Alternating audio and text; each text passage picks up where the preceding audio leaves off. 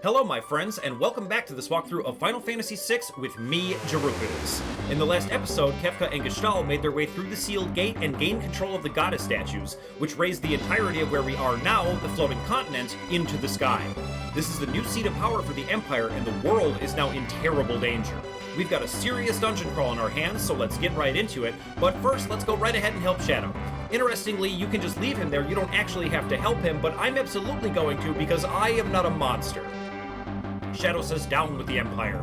Once I outlived my usefulness, they tried to off me. We say we thought you were a goner. And Shadow asks, is Interceptor all right? And it's interesting that he asks about Interceptor because Interceptor isn't actually here. So while we're on the floating continent, Shadow won't have access to those Interceptor counterattacks, and I think that's a really nice piece of attention to detail. Anyway, we say he's fine. Come on, let's go. But Shadow says forget about me. But we say we can't just leave you, and no we cannot, he's way too cool to leave behind. Now, I have a lot I want to do here to get set up for this, so let's go ahead and tackle that right away. First, we can equip him just by hitting Optimum. That looks pretty good to me. For relics, we're going to give him the physical damage setup, so I want the Hyper Wrist and the Atlas Armlet. That should be fine. And then as far as Espers, I do want to give him Bismarck to get that +2 strength on level up, but I think right away we're going to have him learn a Cure spell because we're going to get so many magic points per fight in this dungeon. He might learn Cure on the very first fight, and his MP is otherwise useless, so I think that's really going to help a lot, so we'll get started with that. And finally, someone should be learning Bio, so let's go ahead and put Shote on Strago for now. I think that'll be fine. We have Strago in the back row now because he's going to be casting spells pretty much exclusively. He's not going to be really attacking. And then I want to get Terra using something other than the Break Blade, and I think the Atma Weapon should be fine. We haven't really been using it yet. It won't be very good, but the Break Blade procs instant death, and we don't want that to happen because we're going to be taking advantage of some counterattacks to learn a whole bunch of lores in Tier 5 to be exact. So we'll put the Atma Weapon on her, and now it's time to fire off a 10. And get ready to take this thing on. And while this is happening, one thing I want to mention is that I know that floating continents or floating islands in the sky are JRPG tropes. It's in almost every one of them, kind of a shocking number of them to be honest, but I really like this one. I think it's especially well done. You have the scrolling background and the clouds floating by, giving you that feeling that you're really high in the air, and then this whole dungeon has this shifting landscape and this fantastic soundtrack, and all of that leans into the weirdness and unnatural nature of a place like this. I think it's really, really well done. All right, let's get started.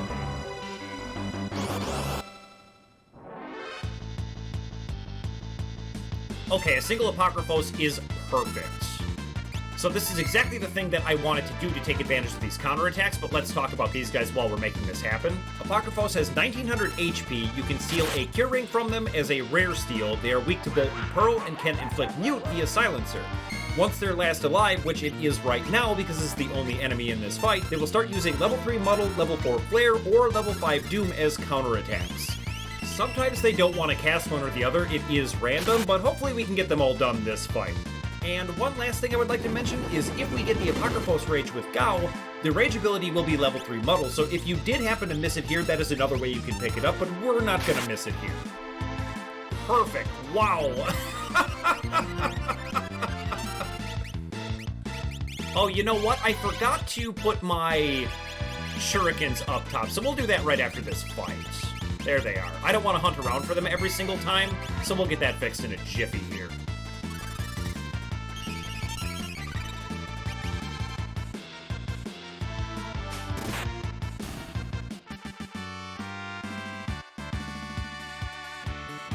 And there, we've learned 3 lores on our very first fight in here. That is just fantastic. So first, let's get those shurikens right up top. I don't want to hunt for them like that, basically ever again. There we go. And then why don't we talk about those lores really quick? I think you probably understand how they work, but the text is not... It could be better, right? So how it works is that these spells only hit when the target's level is divisible by the numbers. So for level 3 Muddle, it's divisible by 3, 4, and 5, and so on. So they're really, really bad. Nevertheless, we got 3 out of the way, and that is just fantastic. Only 2 more to learn in here. Let's keep moving.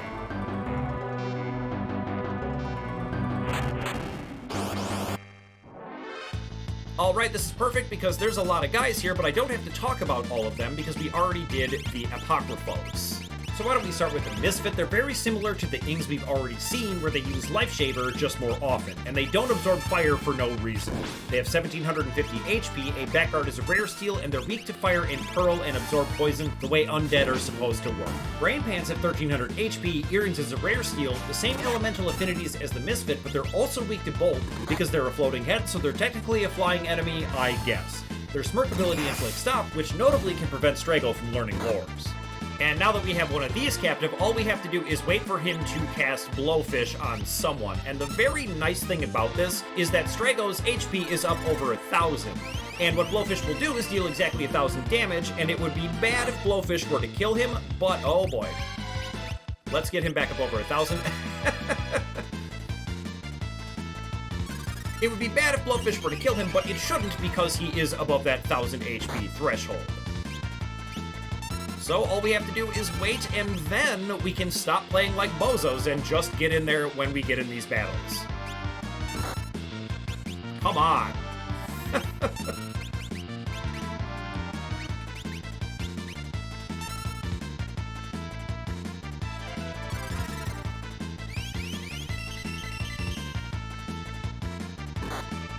Are you okay? I was gonna say, are you kidding me? Stop attacking him below 1,000. This is ridiculous.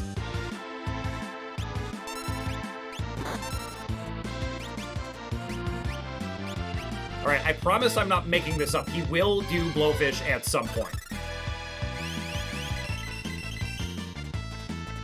There it is, finally. And down goes Terra, but that's okay.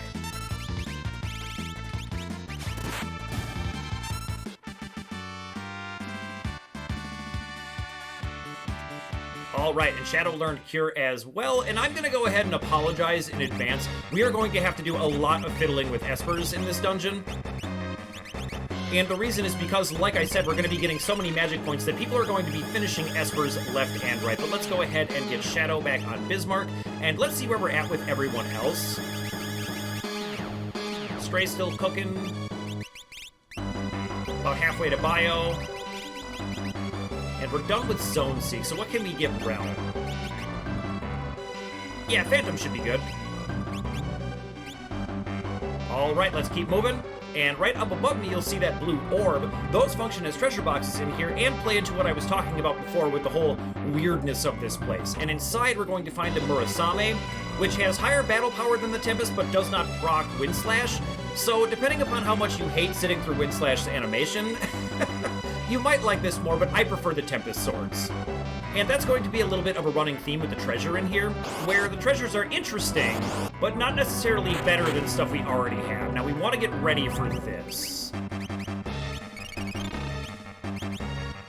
And I think we're good to go, because we are going to find a monster in a box. This is Gigantos, and this is what he does. He's never seen a throat that he doesn't want to jab, and throat jab is damage times 5. And he may drop Shadow there, but that's okay. We're going to cast Fader, because all he ever does are physical attacks, so he's never going to be able to hit us again. But while we have him captive, just straight up missing us, let's talk about him a little bit. He's got 6,000 HP, an X Potion is a common steal, and an Elixir as a rare steal. He is weak to poison, and that is why we are going to fire off a Bio Spell just to demonstrate how much damage this can do. Let's check this out. Oh, that's almost 5,000, that's pretty good. But interestingly, Gigantos only has 1 defense and 1 magic defense, so you can kind of go to town on him however you want to. Down he goes, and we get the Hardened. Too bad we didn't revive Shadow in time, but that's okay.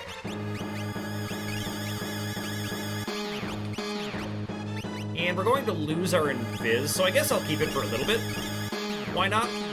And then let me show you the Harden. Just like the Murasame, it has higher battle power, but it doesn't have any of the stat buffs from the Assassin, and it doesn't proc anything, so I like the Assassin a bit better, particularly for the speed. But if you are somebody using the fight command, you could consider these weapons that we're finding. However, I am not going to.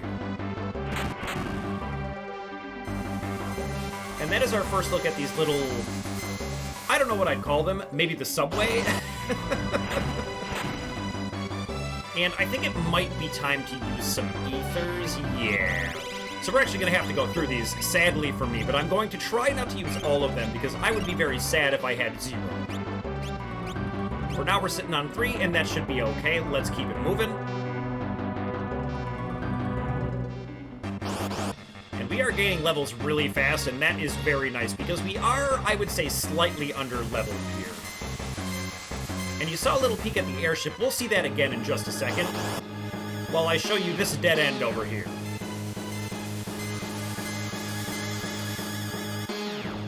Yep, nowhere to go, so let's double back. And after that fight, why don't we go ahead and see how we're doing on Espers? Almost done. Almost done. Almost done. And almost done. All right, doing pretty well. Let's go ahead and heal up. I'm really glad to have those lures out of the way because it's very hard to keep track of what everyone's level is when you're trying to abuse those counterattacks because you level up so frequently, and by the time you get in the fight, you're like, I have no idea what anyone's level is.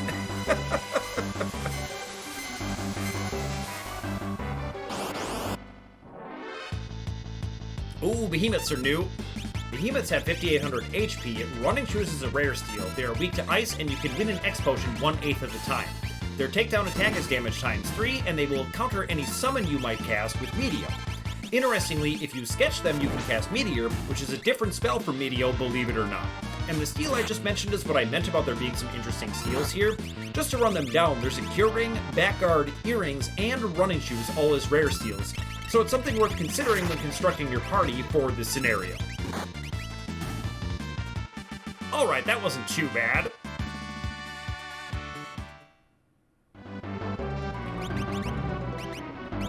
I told you that cure spell was going to come in handy. Now let's hit this switch, and that is going to open up a path that was previously inaccessible, so we're going to have to double back that way, and the way we do that is by heading this way. Step on yet another switch.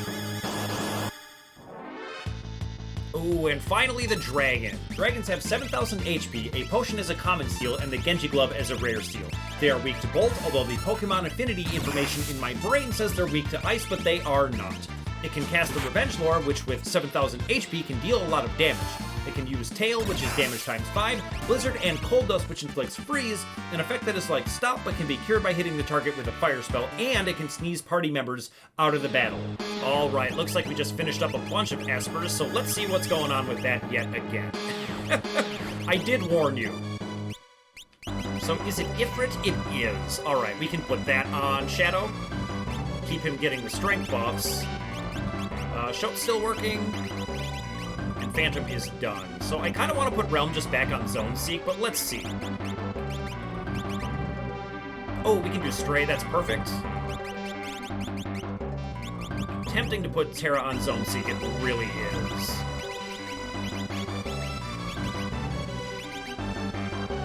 Kind of tempting to do Seraphim, but I think I'm just going to go back with Zone Seek. Yeah, let's do that. And I don't think we need to heal. Nope, we're good. Okay, let's keep going.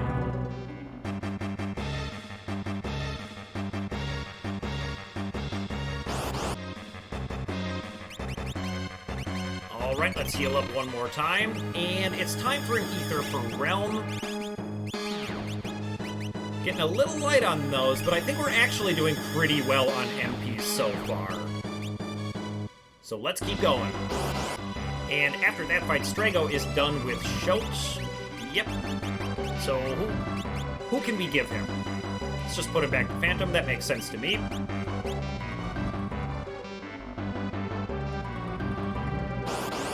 And I realize that it's possible that I'm micromanaging this a bit too much, but I do want to show what happens when you engage with the mechanic. And the very first thing I'm going to do in this area is absolutely make a beeline for this.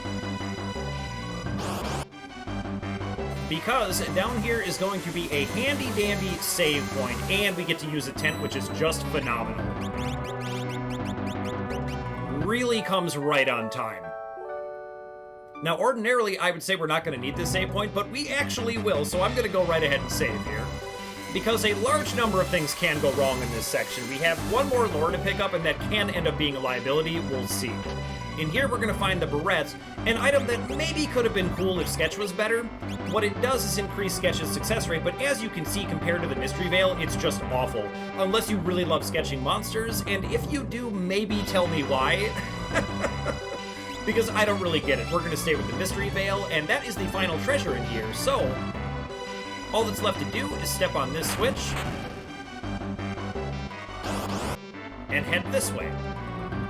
And now we'll finally get to see why the airship is hovering there. And that is because it's below. Do we wish to return to it? We're gonna say no, but you could. What ends up happening is you can go back on the airship, and then you can farm this dungeon if you'd like, and get everybody a lot of spells because the fights in here are so rewarding. But we're not gonna do that, we're just gonna press on, so let's say no. And right in front of us is going to be the boss of this place. So I'm just gonna make sure we're nice and topped up. Didn't really need to heal all that much. Let's get into it. Oh yes, it's the Atma weapon! My name is Atma. I am pure energy and as ancient as the cosmos. Feeble creatures, go! Now, we were told that we would find a sword by the name of Atma and meet a monster by the name of Atma, and now we have. And I probably mentioned it at the time, but I'll say it again, Atma weapon is supposed to be ultimate weapon. So, the ultimate weapon, or Atma weapon if you prefer, has 24,000 HP, an elixir as a common steel, a ribbon as a rare steel, and no elemental resistances or weaknesses. So, it's just a straight up slugfest. Just use your most powerful attacks and most efficient spells, and you'll be just fine. Now, why don't we talk about Atma's combat script? It will start off with normal attacks, Flare, a non-elemental magic defense ignoring spell as a reminder, and Blaze, which is like Fire 2, but the script changes after 11,200 damage. At this point, Atma will cast one of Bio, Quake, or Meteo, and it just did Quake there, which was very, very bad for me. And follow up with an attack or full power, which is damage times 2. Then it will use Mind Blast, which inflicts random status ailments to random party members, which varies from being very weak to absolutely devastating. After Mind Blast, Atma will apply Safe, Shell, and Haste, and begin glowing, which means you only have a few turns before it uses Flare Star, a weird spell that calculates damage by taking a random party member's level multiplied by 80, and then divided by the number of targets. Finally, once Atma is below 6,144 HP, it will start casting Quarter, which reduces your HP to a quarter naturally, Rasp and W-Wind, which will drop your HP to 1/16, Blaze, which once again is Fire 2, and begin using Flare as a counterattack. Hopefully we can get back up and attacking here and finish this fight pretty quickly. Oh, we did it. Wow, that actually got a little dicey there. Quake is one of the worst things he can do to you, for sure.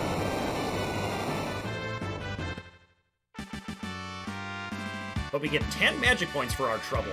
And an elixir. How nice. But Shadow says I sold my skills to the Empire. I have no right to fight together with you. And off he goes as usual. So what's gonna be right in front of us? You guessed it, it's Kefka and Gestahl and the statues.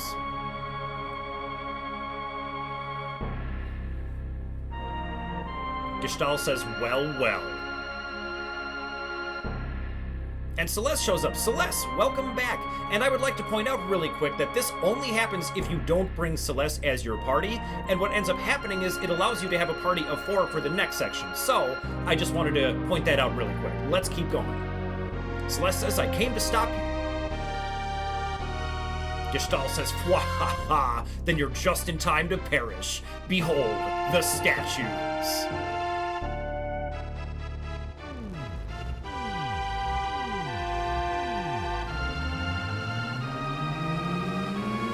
Gestahl says, oh, I've got goosebumps. What power. Celeste says, Emperor Gestahl, please stop this madness.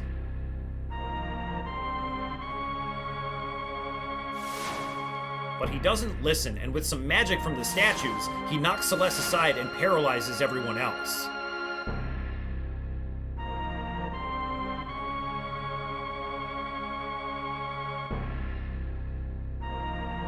Gestahl says, Celeste, come to me, my pretty. You and Kefka were given life to serve me. It is your birthright to rule the world with me. Kefka says, kill the others and we'll overlook your treachery.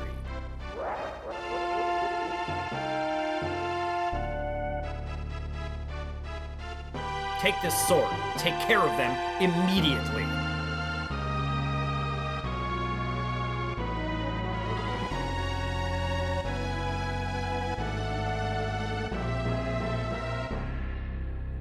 Gestahl says, Celeste, together we can rule an entire world. Think of it.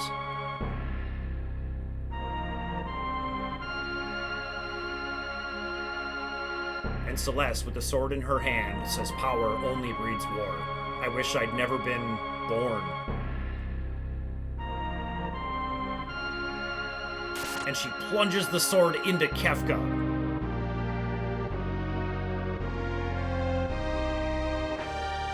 But unfortunately, the wound is not fatal, and Kefka cries out, ouch!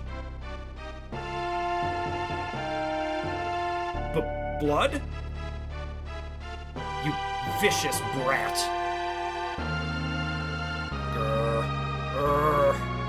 I hate you.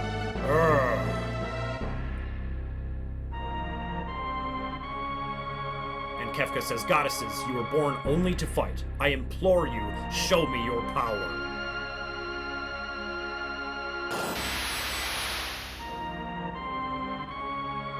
Kefka says, I command you, give me your power.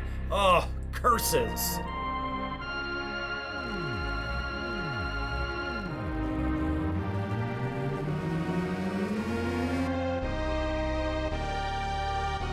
Listen to me or you'll regret it. Give me power. Gestahl says, Kefka, stop it. Revive those statues and you'll destroy the very world we're trying to possess. Kefka says, shut up.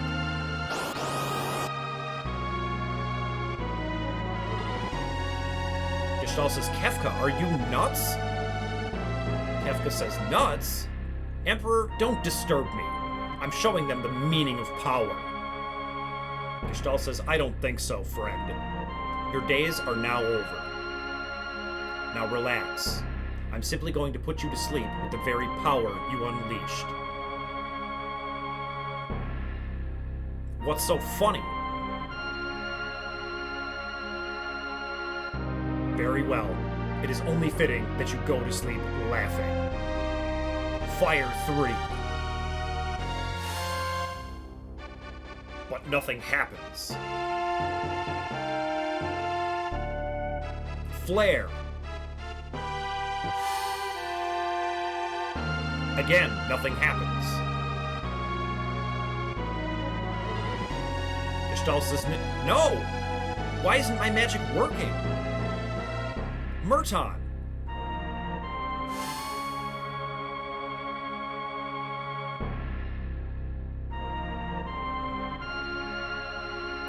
Kefka! How? And I love the way Kefka just looks him right in the eyes there. Gestahl says, how are you doing this? Kefka gives him the boot and says, how? Simple. I'm standing within the field of the statues. Their strong field absorbs all magic sent their way. Or didn't you notice? And Gestahl exclaims. Kefka says, and now, statues, you've shown me a sign. It is time you show this old man your true power. Gestahl says, no, Kefka, don't do something stupid. Kefka says, I command you, statues. And down comes a lightning bolt. Kefka says, incredible.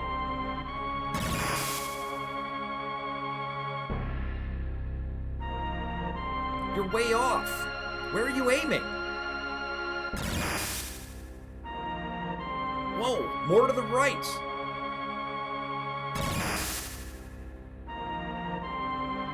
Kefka says, run, run, or you'll be well done. And finally, the bolt strikes Gestahl, and Kefka says, yes! Poor old... Oh well, what a worthless excuse of an emperor.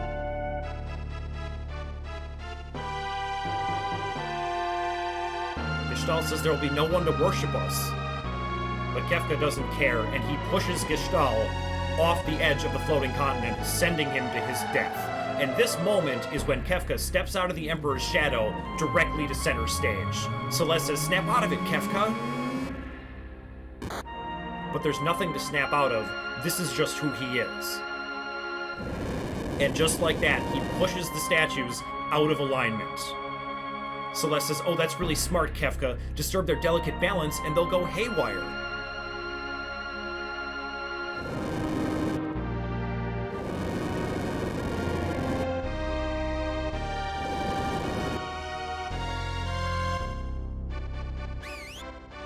And Kefka says, who are you? And guess who it is? Shadow. God, he's so cool.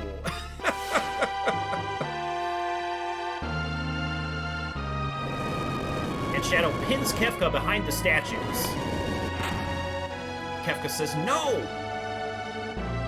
And this manages to free everyone from the paralysis. Shadow says, go! There are people counting on you.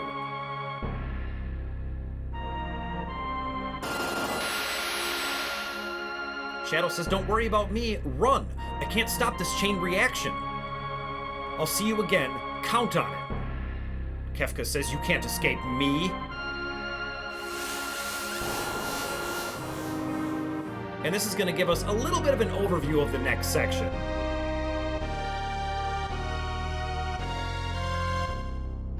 Shadow, get out of here on the double. And now we have a good old-fashioned countdown, so let's go ahead and make this quick. We're going to get Celeste equipped up.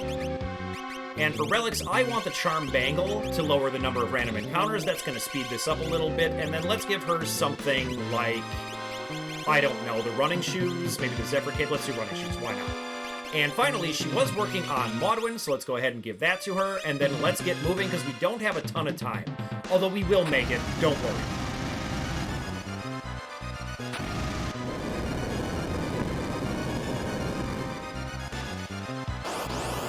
And the only monsters we're going to face in here are the Naughties. And the first thing I want to show you about them is that if you cast Imp on them, they will cast Imp on themselves to revert it and then run away. So while we're waiting for that to play out, let's talk about these. They've got 3,000 HP, they are weak to fire, bolt, and pearl, absorb ice, and are immune to everything else. And they do this weird Imp thing.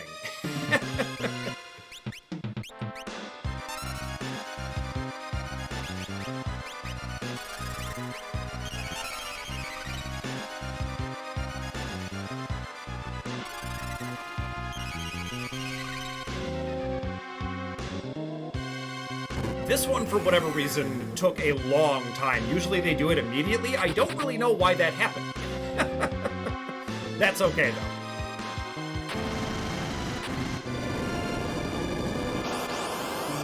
From now on, we just get to cast Fire 2 on them, which is going to speed this up significantly.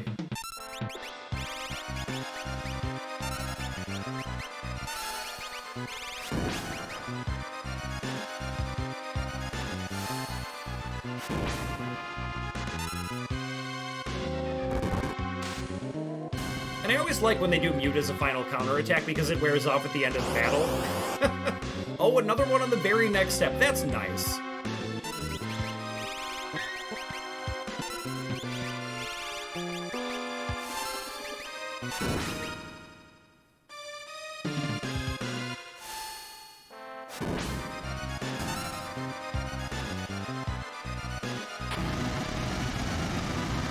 And now on this one, you don't want to be greedy and go directly for that treasure box. You have to take the long way around, or you'll miss it forever.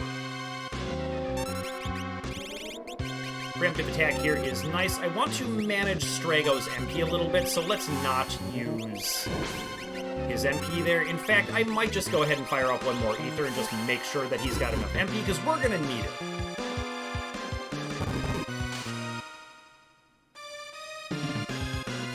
This is taking a bit longer than I would like, but I think we're going to be okay. Yeah, we're still on 3 minutes. That's going to be fine. There's my elixir. And let's just make sure that Strago has enough MP. We'll use that final ether. Okay, let's get to it. So this is Narapa. Mwahaha! You can't run, Narapa says. Which is kind of funny because we can't run from any fight in this section. And Narapa is, of course, going to open the fight with Condemned, and if you hadn't learned that lore already from the Zombone Rage, this is another spot where you can learn it. But this thing has 2800 HP, is weak to Firebolt and Pearl, but absorbs ice. But it has auto-reflect status, and you'll notice we're using the fight command, and I am aware that some of our attacks are going to heal it, but that's good, I don't want it to die too early. We have to use the fight command 6 times to get Narapa to use Roulette, which is yet another lore we can learn. That's a lot of healing, so... Roulette should happen anytime now. Hopefully I don't... Oh, thank God. I was really worried I was going to kill it right there. And just for good measure, we're going to cast Blowfish. That should do it. What Roulette will do is cast a random status ailment on a random target. That ended up being Death on Celeste. And we learned Roulette, and just like that, that's all of the lores I wanted. Let's go ahead and get Celeste back up, and let's get healed up just in case we end up in another fight before we get to that end point here. And the airships below, we could jump, but we need to wait. Because we've got to wait for Shadow. And when I say we've got to wait, I really mean it. We do really have to. If we don't wait for Shadow, if we were to jump right away, he would die here. He would plummet with the floating continent, and we would never see him again. And they really do make you wait here. You have to wait until the timer gets all the way down to 5 seconds, and I really like that. It reminds me of some of the situations I really enjoyed about Undertale, where you have to insist that, no, I'm going to do this for this character. It really asks you, do you care about this character? Do you want to make this happen at the risk of losing your save file? You know, your save file or a fictional character's life. It adds a little bit of emotional weight to the decision, and I really like it. My only complaint is that because Shadow's always leaving, and he does things like working for the Empire, it's a little bit hard to get very attached to him emotionally, other than the fact that he's super cool. Which he is, if I haven't mentioned that already.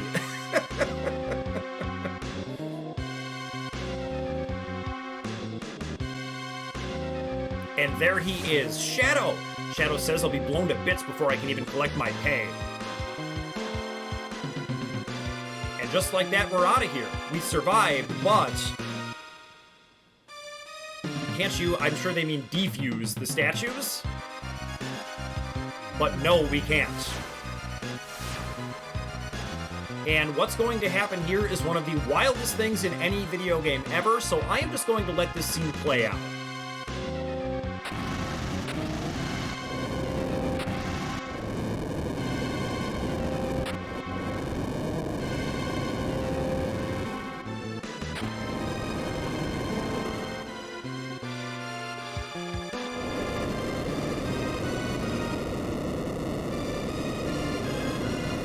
Setzer says, hang on!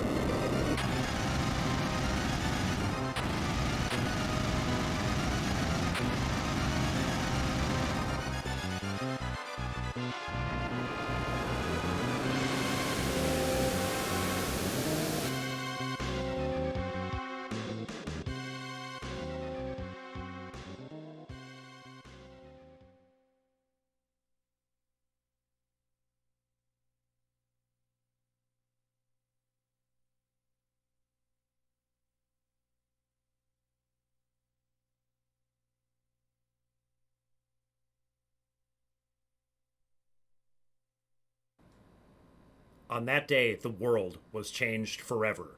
That's right, the good guys failed, and the bad guys won, and the world has ended. And we will have to find out what's become of everyone and everything next time, because I'm all out of time for today. So thank you so much for watching, and I will see you next Final Fantasy Friday.